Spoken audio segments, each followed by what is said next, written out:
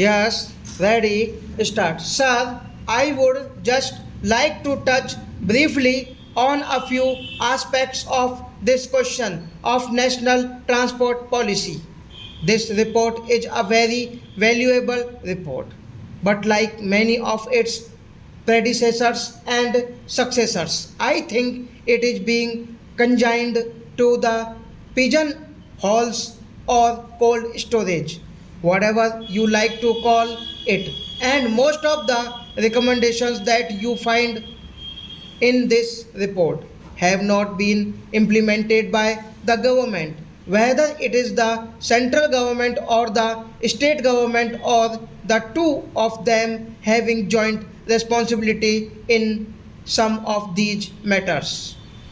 The problems which are facing the country in this respect are getting more and more acute. Sir, you will forgive me if I speak with particular reference to some of the problems as they affect my state and my part of the country, not because of any local or partisan outlook, but because I just got very limited time at my disposal. About freight equalization, there is a whole chapter in this report. I only wish to point out that report itself has stated categorically that the original purpose of railway freight equalization was to stimulate the dispersal of industries, but they have also admitted that this object has not been achieved and rather been than helping the proper and optimal dispersal of industries. It has actually added to the real transport costs. Now, for example, in West Bengal, iron and steel, which are available in our region, are covered by freight equalization. So, that is an advantage enjoyed by the engineering industries located in other states at great distances like Maharashtra and so on. But in the reverse process, you find that Bengal does not grow any raw cotton. We have got textile industries and all the raw material, that is cotton, has to be brought from cotton growing areas, but it is not covered by freight equalization. So our textile industry offers this disadvantage in competition with other older textile centers. Similarly, consumer goods have also not been covered. We have to get all our sugar from outside. We do not grow any sugarcane. Even mustard oil, which is the normal cooking medium for most of the people in Bengal, strangely enough, has to be brought from outside. Mustard oil seeds have to be brought from outside, which are grown much more in Uttar Pradesh, Madhya Pradesh, Rajasthan, Haryana, Punjab, and other parts of the country.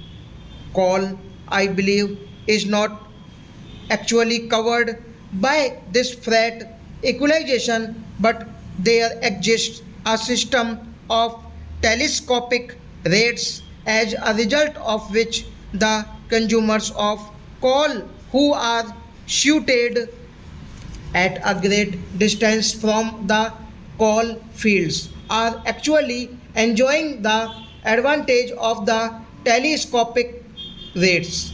It is another from the freight equalization, even if formally it may not be so. I think that it is high time the government should make up its mind as to what to do with this freight equalization, which has been in force for some considerable time.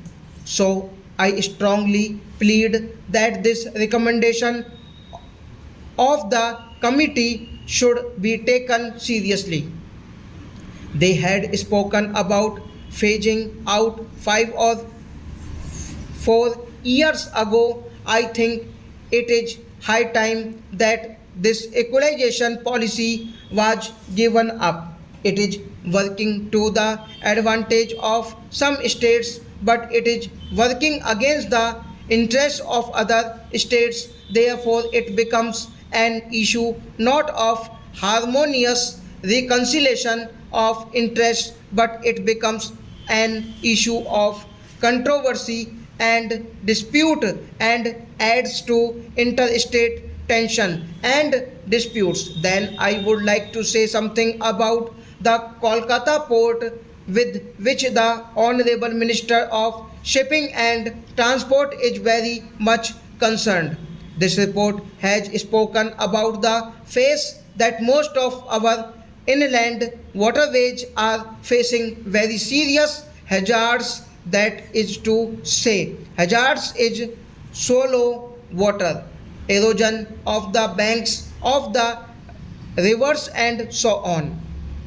But of all the inland waterways, the one which is never described as an inland waterway because it happens to be one of the major rivers of this country is the Ganga. When it reaches the gigantic delta, when it becomes known more familiarly as the river Hooghly.